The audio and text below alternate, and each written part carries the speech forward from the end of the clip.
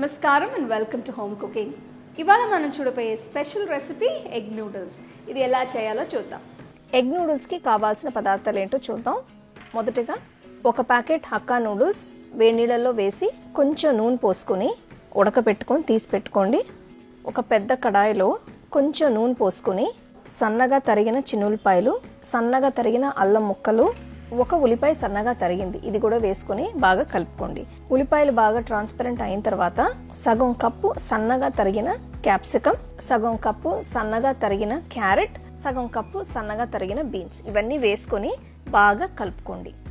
కొంచెం ఉప్పు, pepper, 3 tea స్పూన్లు సోయా సాస్,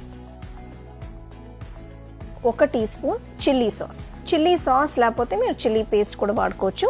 స్ప్రింగ్ ఆనియన్స్ ఒక బంచ్ సన్నగా తరిగింది కూడా వేసి బాగా కలపండి. ఉడకపెట్టిన నూడిల్స్ని కూడా వేసి బాగా కలిపేయండి.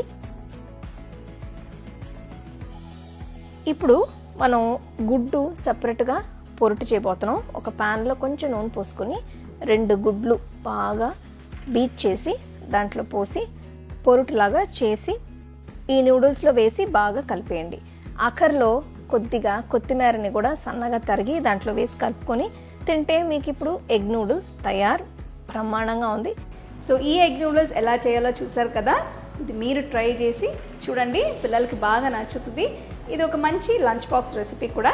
సో తప్పకుండా ట్రై చేసి రుచి చూడండి. You can get a copy of our first edition of the home cooking book on Amazon and 21 Frame.